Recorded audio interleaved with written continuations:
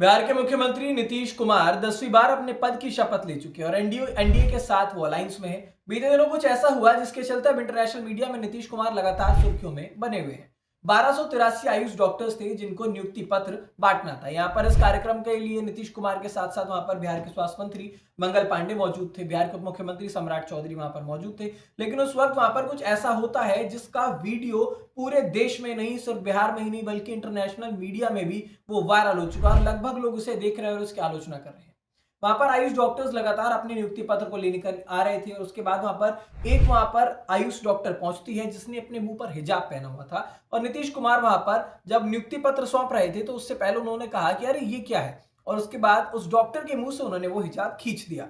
और ये वीडियो लगभग सभी ने देखा भी होगा। और इसके साथ ही ये बिहार के बाद अब इंटरनेशनल मीडिया में लगातार नीतीश कुमार की जो आलोचना है वो लोग कर रहे हैं कि आखिरकार ये कैसी बात है। आप अगर किसी पद पर हैं तो उसकी गरिमा को बरकरार रखने की जिम्मेदारी जो है वो आपकी होती है। और नीतीश कुमार की सबसे पहले इस कृत्य को लेकर बिहार में इसकी आलोचना हुई। आरजेडी ने साफ तौर पर कह दिया कि हम तो कहते हैं कि नीतीश कुमार जो है वो मानसिक रूप से स्वस्थ नहीं है, इस वजह से वो ये सारी हरकतें कर रहे हैं। उसके बाद भारत के अंदर भी जो मुस्लिम लोग हैं, जो मुस्लिम लीग के लोग हैं यहाँ पर, वो लगातार इस बात की आलोचना कर रहे हैं कि ये किस तरह की हरकत है। उसके बाद इंटरनेशनल मीडिया में अगर बात की जाए तो सबसे ज्यादा जो मुस्लिम देश हैं वो इस बात की आलोचना कर रहे हैं कि आखिरकार जो बिहार में मुस्लिम रह रहे हैं उनके साथ ऐसी हरकतें क्यों हो रही हैं। इस बात को लेकर लगातार, क्योंकि अल जजीरा की अगर बात करें तो वहां की एक वेबसाइट ने लिखा है बाकायदा कि भारत के अंदर मुसलमान होना कोई आम बात नहीं है। उसके साथ ही पाकिस्तान की जो मीडिया है द डॉन, उन्होंने भी ये लिखा है कि भारत के अंदर मुस्लिमों के साथ जो चीज होती है वो बिल्कुल गलत है। और ऐसे में 2022 का वो वक्त आपको याद होगा जब नुपुर शर्मा थी और उन्होंने पैगंबर मोहम्मद को लेकर कोई टिप्पणी की थी जिसके बाद मुस्लिमों ने काफी ज्यादा उसका विरोध किया था, तो बीजेपी ने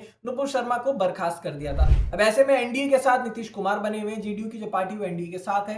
तो लोग बार बार कह रहे हैं कि नीतीश कुमार जो है वो पहले कम्युनल नेता वाली पर्सनैलिटी लेकर के चलते थे, वो हिंदू मुसलमान की राजनीति नहीं करते थे। लेकिन अब जब से वो एनडीए में आए हैं तो शायद उनकी भी जो मानसिकता है वो ये हो चुकी है कि शायद अब वो मुस्लिमों के विरोधी हो गए हैं या फिर उनके कल्चर को पसंद नहीं करते हैं। यूएई में लगातार इस बात का विरोध हो रहा है। वहां के जो मुसलमान है वो बार बार इस बात को कह रहे हैं कि भारत के अंदर मुस्लिमों के साथ गलत हो रहा है। और अगर बात करें पश्चिम एशिया की, तो पश्चिम एशिया में भारत के बड़े से बड़े जो कारोबारी हैं वो वहां पर साझेदारी में है। और ऐसे में भारत का बिजनेस भी लगभग जो है वो पश्चिमी एशिया से चलता है। और वहां के लोग काफी ज्यादा इस बात का विरोध कर रहे हैं क्योंकि नीतीश कुमार जब चुनाव का समय निकट था, बिहार में जब लगातार चुनावी मैदान में नीतीश कुमार उतरे हुए तो बार बार ये बोला जाता था कि उनकी जो आयु है वो बहुत ज्यादा हो चुकी है, वो मानसिक रूप से स्वस्थ नहीं है, इस वजह से वो कुछ कुछ ऐसी चीजें करते रहते हैं बीच बीच में। लेकिन अब जब वो मुख्यमंत्री बन गए उसके बाद जब उन्होंने ये काम किया तो वो वीडियो साफ तौर पर समझ भी आ रही है कि जब उन्होंने वो हिजाब खींचा तो पीछे से एकदम सम्राट चौधरी ने अपना हाथ आगे बढ़ाया और कहा कि अरे ये क्या कर रहे हैं, ये मत करिए। तो ये दिखाता है कि शायद